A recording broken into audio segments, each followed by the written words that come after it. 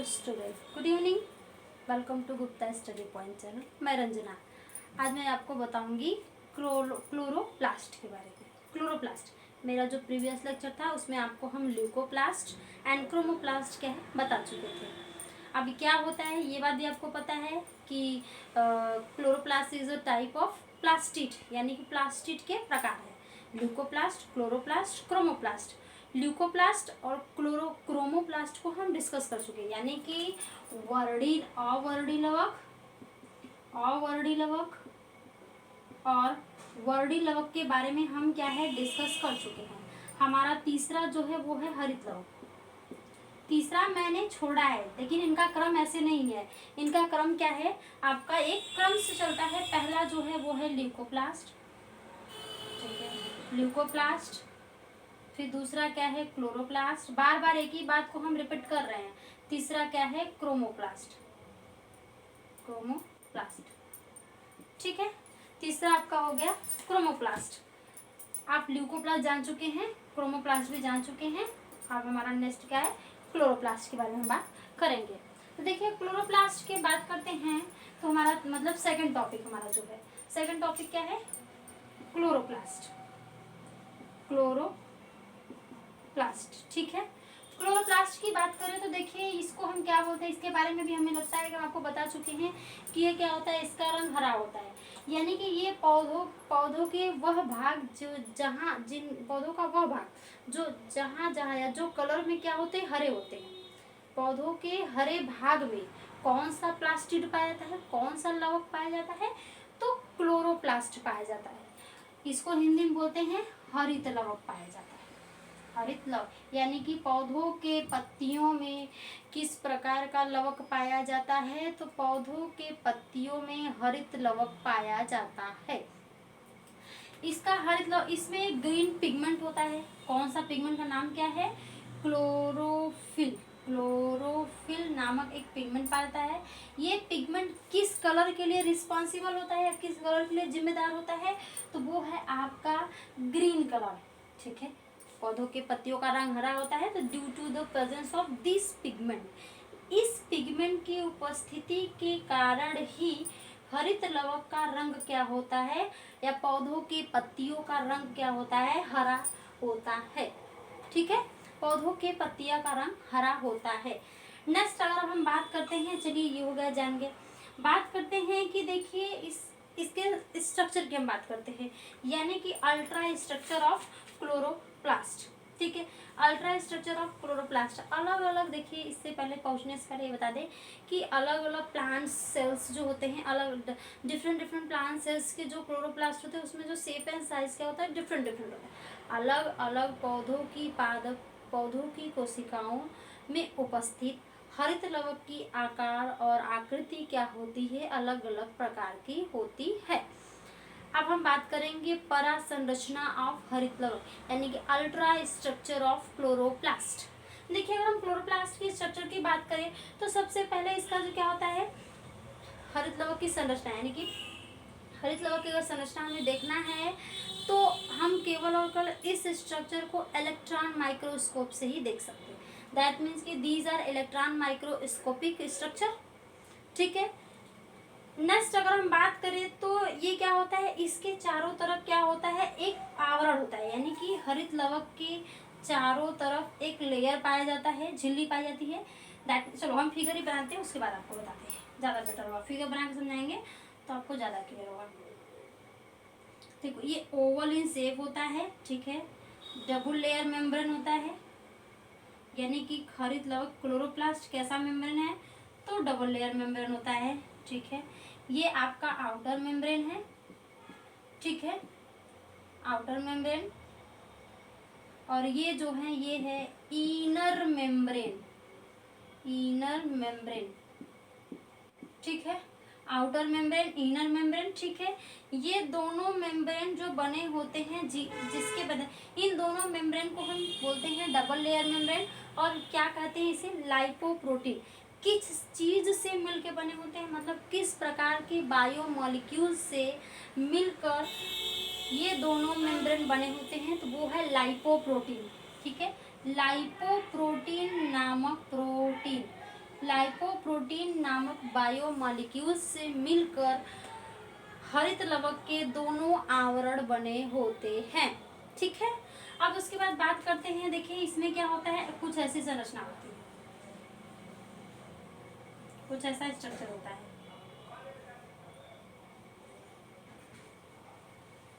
ठीक है, देखिए ऐसा फिगर को देखिए, अपने आप समझ में आने वाला है। ये कुछ ऐसा फिगर ड्रॉ होता है।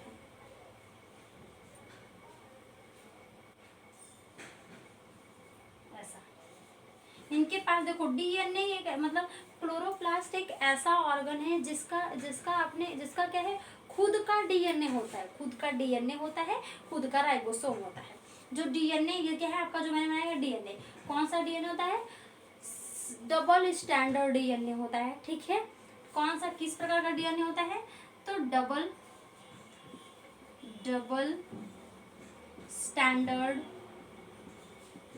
Standard DNA, double standard DNA क्या है, स्टैंडर्ड डीएनए पाया जाता है। इनके पास अपना खुद का प्रोटीन होता है। सबसे बड़ी देखो नेक्स्ट पूछ रहा है ना कि इसके पास अपना खुद का प्रोटीन होता है, तो कौन सी प्रोटीन भी 2 टाइप्स के होते हैं, 70S टाइप, सॉरी राइबोसोम, उसी से प्रोटीन बनता है। इसके पास अपना खुद का राइबोसोम होता है, अपना खुद का डीएनए होता है। डीएनए डबल स्टैंडर्ड होता है और राइबोसोम किस टाइप, 2 टाइप्स के राइबोसोम होते हैं, ये बात जान जाइए। 70S टाइप राइबोसोम, ठीक है, 70S टाइप राइबोसोम और 80S टाइप राइबोसोम, ये 5 नहीं है, S है, ठीक है, substrate. 70S type ribosome, 80S type ribosome. तो हरित लवक में जो राइबोसोम पाया जा रहा है वो कौन सा राइबोसोम होता है, तो 70S टाइप राइबोसोम पाया जाता है। 70S टाइप राइबोसोम क्या है, पाया जाता है। ठीक है, इतना पॉइंट क्लियर है। एक एक फिगर को क्लियर करते चलो। इसके पास देखो double layer membrane, outer membrane, बाहर के मेम्ब्रेन को आउटर मेम्ब्रेन, अंदर वाले को इनर मेम्ब्रेन। इसके पास अपना खुद का, इनके पास अपना खुद का डीएनए होता है। किस प्रकार, हाउ मेनी टाइप्स डीएनए, या तो डबल स्टैंडर्ड टाइप्स डीएनए, यानी कि इसको बोलते हैं डबल स्टैंडर्ड डीएनए। और इनके पास अपना खुद का राइबोसोम होता है। तो जो राइबोसोम है किस प्रकार वाला राइबोसोम है, तो 70S टाइप राइबोसोम। नेक्स्ट देखिए क्या कर रहे हैं कि इनके, अगर हम फिगर की बात करें इनके स्ट्रक्चर की, तो देखिए 2 लेयर होते हैं। ठीक है, ये झिल्ली प्रोटीन का बना एक पारदर्शी पदार्थ होता है। ये देखो 1 2, तो ये लाइनिंग गई है, तो ये जो लाइनिंग के बीच में कुछ स्पेस पाया जा रहा है, तो जो स्पेसेस होते हैं इसको बोलते हैं स्ट्रोमा। इनके अंदर ये जो देखो ये 2 लाइनिंग है, तो इनके अंदर क्या होता है, कुछ प्रोटीन के पार्टिकल्स भरे होते हैं, इसको बोलते हैं स्ट्रोमा। इसको क्या बोलते हैं, स्ट्रोमा। ठीक है, अब देखो स्ट्रोमा चारों तरफ से किसी चीज से ढका हुआ है। ठीक है, तो इसको बोलते हैं स्ट्रोमा लैमेली। और इसी स्ट्रोमा लैमेली के देखो ये देखो इनके अंदर जो पाया जा रहा है ये प्रोटीन पार्टिकल, इसको स्ट्रोमा।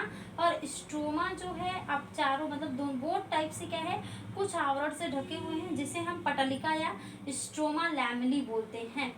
इसको क्या बोलेंगे, स्ट्रोमा लैमेली। क्या हो गया, स्ट्रोमा लैमेली। और स्ट्रोमा लैमेली की हेल्प से ही ये क्या है, देखो ये एक जो कॉइन्स है, देखो ना 1 2 3 ग्रुप ऑफ कॉइन्स है ना, 1 कॉइन्स 2 कॉइन्स, सिक्के नुमा संरचना है ना, 1 कॉइन्स 2 कॉइन्स 3 कॉइन्स 4 कॉइन्स 5, ये सिक्के नुमा संरचना क्या है, बहुत सारी जुड़ी। अभी इसके हम बात करेंगे। ठीक है, एक एक करके डिस्कस करते हैं, फिर वहां पहुंचते हैं। तो जो ये सिक्के नुमा संरचनाओं के ढेर है, कलेक्शन ऑफ कॉइन्स। तो जो कलेक्शन ऑफ, देखो ये कलेक्शन ऑफ कॉइन्स जो है उसको हम ग्रेनम बोलते हैं। कलेक्शन ऑफ कॉइन्स को हम क्या बोलते हैं, ग्रेनम। तो एक क्लोरोप्लास्ट में, ये एक क्लोरोप्लास्ट का स्ट्रक्चर है, तो एक क्लोरोप्लास्ट में कितने ग्रेनम, तो एक क्लोरोप्लास्ट में हमारे होते हैं 40 to 60 ग्रेनम। एक क्लोरोप्लास्ट में कितने ग्रेनम, 40 to 60 ग्रेनम होते हैं। देखो 1 grana joined to another grana, एक ग्राना ज्वाइन है अनदर ग्राना से, किसके हेल्प से, with the help of stroma lamellae. देखो ये स्ट्रोमा लैमेली के सहायता से ही एक ग्रेनम दूसरे ग्रेनम से क्या है, ज्वाइंट है। बात समझ में आ रही है। तो ये हो गया आपका। देखो ये जो बहुत सारे सिक्कों का समूह है, तो सिक्कों के समूह को हम क्या बोल रहे हैं, ग्रेनम। ठीक है, तो बात आती है सिक्के के समूह को जब ग्रेनम बोलते हैं, तो जब हम एक सिक्का अलग करेंगे तो उसे क्या बोलेंगे, जब एक सिक्के को आप अलग करें तो उसे क्या बोलेंगे, तो जब when you are separate from one coins from grana, when we are separate one coins from grana, these are called quantasome. These are called, इसी को हम क्या बोलेंगे, सॉरी थैलाक्वाइड, इसको हम बोलेंगे थैलाक्वाइड, इसको क्या बोलेंगे, थैलाक्वाइड। देखो एक सिक्के को हम थैलाक्वाइड बोल रहे हैं, सिक्कों के समूह को हम ग्रेनम बोल रहे हैं, अब बहुत सारे ग्रेनम है तो उसको ग्राना बोल रहे हैं। तो one granum joined to another granum with the help of stroma lamellae. One granum, देखो ये वाला इनसे ज्वाइंट है, ये वाला इनसे ज्वाइंट है, इनसे ज्वाइंट, सब एक दूसरे से क्या है, मिल रहे हैं, तो एक दूसरे से जुड़े हुए हैं किसके हेल्प से, स्ट्रोमा लैमेली से। इसी को बोलते हैं स्ट्रोमा पटलिका हिंदी में। ठीक है, इन्हीं की सहायता से ये एक दूसरे से क्या है, जुड़े हुए हैं। और देखो स्ट्रोमा लैमेली क्या है, अंदर कुछ प्रोटीन नुमा संरचना पाई जा रही है जिसे हम बोलते हैं स्ट्रोमा। बस समझ में आ गई। अभी बड़ा इंपॉर्टेंट रोल है इसका, अभी बस पढ़ते चले, बहुत इंपॉर्टेंट चीज हम पढ़ रहे हैं, इसीलिए इसको लास्ट में रखे हैं। इतना क्लियर है। देखो आप थैलाक्वाइड भी जान गए। अभी हम क्लोरोफिल मॉलिक्यूल तो देखे ही नहीं, आपको ये पता है कि इसी क्लोरोप्लास्ट में ही क्लोरोफिल है, तभी हम क्लोरोफिल के पास नहीं गए, अभी हम क्लोरोफिल के पास धीरे धीरे पहुंचेंगे। देखो कैसे, तो आपका ये क्लियर है, जो क्लोरोप्लास्ट है हमारा वो डबल लेयर मेम्ब्रेन है, आउटर बाहर वाले मेम्ब्रेन को आउटर मेम्ब्रेन, इनर वाले को इनर मेम्ब्रेन, दोनों को मिला के हम डबल लेयर मेम्ब्रेन बोल सकते हैं। ठीक है, डबल लेयर मेम्ब्रेन बोलेंगे कि नहीं, दैट मीन्स कि जो आपका क्लोरोप्लास्ट है कैसा मेम्ब्रेन है, तो डबल लेयर मेम्ब्रेन है। किस चीज से मिलके बना है, तो लाइपोप्रोटीन से मिलके बना है। किससे मिलके बना है, तो लाइपोप्रोटीन से मिलकर ये बना हुआ है। उसके बाद हरित लवक के पास अपना खुद का डीएनए होता है और अपना खुद का क्या है, आरएनए, सॉरी राइबोसोम, खुद का डीएनए और खुद का राइबोसोम होता है। तो खुद का डीएनए और खुद का राइबोसोम है। राइबोसोम कितने टाइप्स के हैं, 70S टाइप्स के। ठीक है, DNA how many types DNA, तो या फिर हाउस टाइप डीएनए, किस प्रकार का डीएनए, तो क्या है, डबल स्टैंडर्ड्स डीएनए क्या है इसमें पाया जाता है। इतना क्लियर।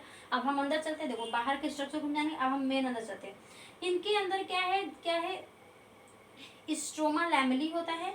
स्ट्रोमा लैमेली के अंदर प्रोटीन के बहुत सारे पार्टिकल्स भरे होते हैं जिसको हम स्ट्रोमा बोलते हैं। ठीक है, स्ट्रोमा लैमेली के ऊपर कॉइन्स क्या है, एक कॉइन्स, बहुत सारे कॉइन्स का क्या होता है, कलेक्शन होता है, बहुत सारे कॉइन्स के ढेर लगे हुए थे, सिक्कों का समूह होता है। इस सिक्कों के समूह को हम क्या बोलते हैं, ग्रेनम। ठीक है, ग्रेनम बोलते हैं। जब एक सिक्के को बाहर निकालते हैं तो उसको थैलाक्वाइड बोलते हैं। तो थैलाक्वाइड के समूह को ग्रेनम हम कह सकते हैं। अब सिक्का मत बोलिए, वो तो हमें समझना था, इसलिए हम बार बार कॉइन्स का यूज कर रहे थे। एक सिक्के को हम थैलाक्वाइड बोलते हैं और थैलाक्वाइड के group of thylakoid is called granum. And in one chloroplast 40 to 60 granum are present. एक क्लोरोप्लास्ट में 40 से 60 ग्रेनम पाए जाते हैं। बात क्लियर है। अब इतना स्ट्रक्चर आप जान गए। ठीक है, अब हम चलते हैं। देखो when we are separate one thylakoid from a granum से अगर एक थैलाक्वाइड को बाहर ला दो। ठीक है, एक थैलाक्वाइड को बाहर लाया ना, वहां से एक थैलाक्वाइड बाहर आ गया। तो अब जब इसको हम इलेक्ट्रॉन माइक्रोस्कोप से देखते हैं, जब इसको इस एक थैलाक्वाइड को इलेक्ट्रॉन माइक्रोस्कोप से देखेंगे तो कुछ ऐसा स्ट्रक्चर दिखाई देगा। ठीक है, कुछ ऐसा स्ट्रक्चर दिखाई देगा और इसी के अंदर क्या है, आपको ढेर सारे छोटे छोटे क्या है, कण पाए जाते हैं, पार्टिकल पाए जाते हैं। इस पार्टिकल को ही हम क्या बोलते हैं, क्वांटासोम। यानी क्वांटासोम कहाँ होता है, व्हेन एक थैलाक्वाइड को हम बाहर लाते हैं, फिर उसको इलेक्ट्रॉन माइक्रोस्कोप से देखते हैं तो उसके अंदर ढेर सारे छोटे छोटे कण, प्रोटीन के कण के नुमा संरचना पाई जाती है जिसको हम क्वांटासोम बोलते हैं। और क्वांटासोम की खोज किसने किया था, पार्क एवं पॉन नामक साइंटिस्ट ने क्वांटासोम की खोज किए थे। ठीक है, तो ये हो गया पार्क एवं पॉन की बात हम कर लिए। ठीक है, नेक्स्ट कब किए थे, 1961 में। यानी कि क्वांटासोम की डिस्कवरी 1961 में हुई। किसने किया था? पार्क एंड पॉन नामक साइंटिस्ट। ठीक है, पार्क एवं पॉन नामक साइंटिस्ट ने इसकी डिस्कवरी की थी।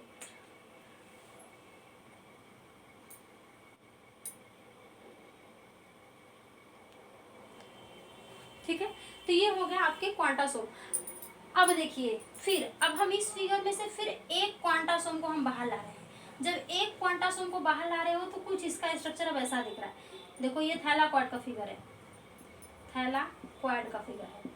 अब जब इस थैलाकॉइड को सेपरेट करते तो उसके अंदर क्वांटासोम पाया जा रहा है। तो अब एक क्वांटासोम को हम जब इलेक्ट्रॉन माइक्रोस्कोप से देखते हैं, ये किसका फिगर है? तो क्वांटासोम का फिगर है। ठीक है, जब एक क्वांटासोम को बाहर, देखो यहाँ से हम एक क्वांटासोम को बाहर लाए हैं, तो जब एक क्वांटासोम को बाहर लाते हैं तो उसमें कुछ फिर भी ढेर सारे कण पाए जाते हैं। इसी कण को, ये जो दिखाई दे, इसी क्वांटा, यही जो है, ये जो पार्टिकल्स दिखते हैं, इसी पार्टिकल्स हम क्या बोल रहे हैं? क्लोरोफिल। ठीक है, यही है क्लोरोफिल। तो एक क्वांटासोम में कितने क्लोरोफिल के मॉलिक्यूल? तो एक क्वांटासोम में क्लोरोफिल के 220 से, देखो 220 से 230 मॉलिक्यूल। यानी कि एक क्वांटासोम में क्लोरोफिल के कितने मॉलिक्यूल होते हैं? तो 220 से 230। कहीं कहीं पे केवल 230 होता है, कहीं पे 220 होता है, कहीं कहीं पे बीच वाला देता है। तो आप अगर एग्जैक्ट केवल 230 पहले ही दिख जा रहा है तो उसमें अगर कुछ नहीं है, घुमा फिरा के दिया और 30 दिया है तो आप 30 पे मारेंगे, 220 से 230 दिया है तो आप इस पे मारेंगे।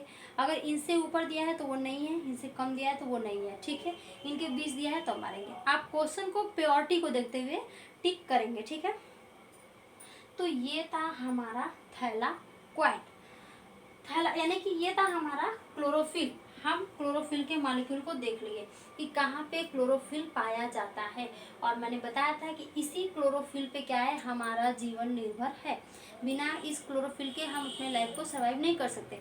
डायरेक्टली या इनडायरेक्टली हमारा पूरा जीवन किस पर निर्भर है? पेड़ पौधों पे। सीधे देखे या जाए जैसे देखे, हमारा पूरा जीवन पेड़ पौधों पर क्या है? निर्भर है। ठीक है, कैसे? क्योंकि हमारे खाने की, पीने की, पहनने की, पानी को नहीं छोड़ के, खाना, पहनने, उन्हें जितनी भी आवश्यकताएं की चीज़ें हैं, कहीं ना कहीं से, चाहे डायरेक्ट व इनडायरेक्ट, वो कहाँ से आते हैं? प्लांट से ही आते हैं। ठीक है, अब प्लांट ग्रो करते हैं, डेवलप करते हैं, उनके अंदर डेवलपमेंट होता है, ग्रोथ होता है, तो किस प्रोसेस के through? By the process of, with the help, by the process of photosynthesis. क्योंकि जब तक उनको खाना नहीं मिलेगा, खाएंगे पिएंगे नहीं, तो उनका ग्रोथ होगा, उनका डेवलपमेंट होगा नहीं। तो उनको एनर्जी चाहिए या खाना चाहिए, तो उस खाने को किस प्रोसेस के थ्रू बनाते हैं? फोटोसिंथेसिस के प्रोसेस के थ्रू। ठीक है, तो फोटोसिंथेसिस के प्रोसेस के लिए क्या सबसे जरूरी और मोस्ट इम्पॉर्टेंट चीज, जो इम्पॉर्टेंट पिगमेंट है, वो कौन है? क्लोरोफिल। तो भैया जब ये क्लोरोफिल ही नहीं रहेगा तो फोटोसिंथेसिस नहीं होगा। जब फोटोसिंथेसिस नहीं होगा तो पौधे को भोजन नहीं मिलेगा, खाना नहीं मिलेगा, और वो अपने को ग्रोथ नहीं कर पाएगा, डेवलप नहीं कर पाएगा। बात समझ में आ गई? तो जब वो ग्रोथ डेवलप नहीं करेंगे तो हमें हमारी आवश्यक की चीज़ें नहीं मिलेंगी। तो हमारा कहना ये है कि जो क्लोरोफिल हमारे लिए बहुत इंपॉर्टेंट है, उसी को हम देखे हैं कि वो कहाँ पाया जा रहा है, प्लांट सेल में उसकी पोजीशन क्या है। अब देखिए ध्यान से, खुद एक लीफ लोगे, ठीक है, प्लांट सेल में पाया जाता है। अब हम उसको देखें, ये बात आपने देख लिया कि प्लांट सेल में इसका पोजीशन क्या है। अब इसके आगे हम आपको नेक्स्ट वीडियो बताएंगे, इसमें बताएंगे तो ज़्यादा लेंथी हो जाएगा। आज के लिए इतना ही, धन्यवाद।